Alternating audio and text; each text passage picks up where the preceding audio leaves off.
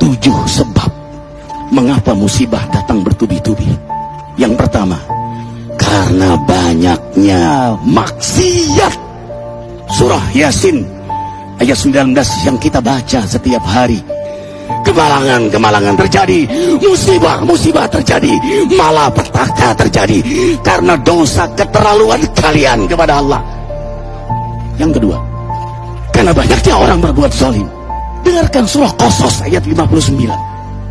Kami tidak akan menghancurkan satu daerah kecuali para penduduknya banyak berbuat zalim.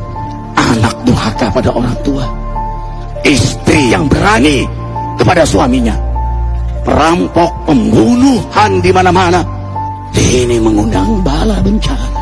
Yang ketiga, mengundang bala bencana karena kelakuan tangan-tangan manusia.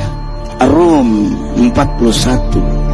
Telah tampak kerusakan di daratan dan lautan karena tangan-tangan jahil manusia, agar mereka merasakan akibat perbuatan mereka.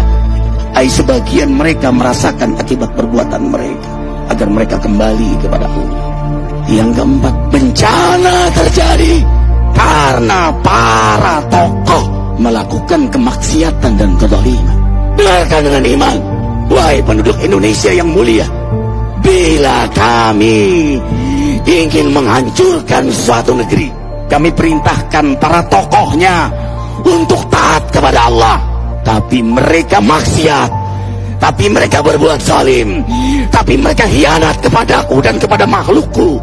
Fahaqa alaihil qaul, maka haklah untuk mereka datang bala bencana seperti kaum Ad, kaum Samud, kaum Lut, kaum Nuh. Kami hancurkan sehancur-hancurnya. Siapa tokoh itu? Para pemimpin kita yang sumpah Al-Quran di kepalanya, demi Allah tidak korupsi. Lalu korupsi. Siapa lagi? Hartawan, orang-orang kaya yang dengan harta berpoya-poya, sombong, maksiat dengan kekayaannya di tengah orang yang banyak menderita. Siapa lagi? Ulama yang menjual ayat-ayat Allah dengan murah. Subhanallah. Yang kelima, mengapa bala bencana terjadi? Karena orang-orang soleh, orang-orang baik diam melihat kemaksiatan dan kemungkaran. Surah Al-Anfal ayat 25. Takutlah kalian dengan musibah yang tidak hanya menimpa orang yang maksiat, orang yang berbuat zalim, tapi juga kalian orang-orang soleh. Maka masa bodoh dengan kemaksiatan bukanlah sikap seorang mukmin.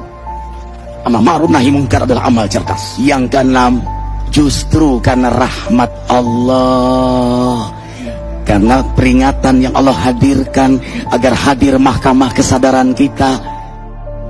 Ikhwah, dengarkan dengan iman surah Al-Baqarah ayat 155, 156, 157. Kami pasti uji kalian dengan sesuatu yang buat kalian takut lapar, takut miskin, takut kematian. Tapi kabarkan berita gembira bagi hamba Allah yang sabar dari semua ujiannya, yang mereka berkata, sesungguhnya kami milik Allah dan sesungguhnya kami akan kembali kepada Allah. Yang terakhir, yang ketujuh, ada yang nanya, bagaimana yang maksiat yang selamat?